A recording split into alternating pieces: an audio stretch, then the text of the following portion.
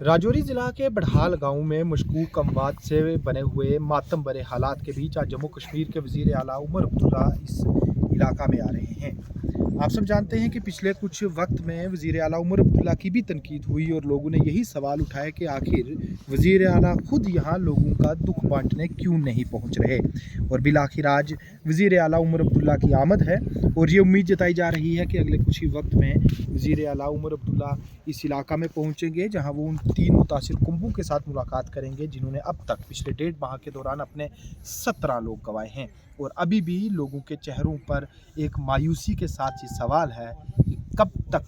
ये अमवात का सिलसिला रुकेगा और इन्हें पता चलेगा कि आखिर इन 17 लोगों की मौत के पीछे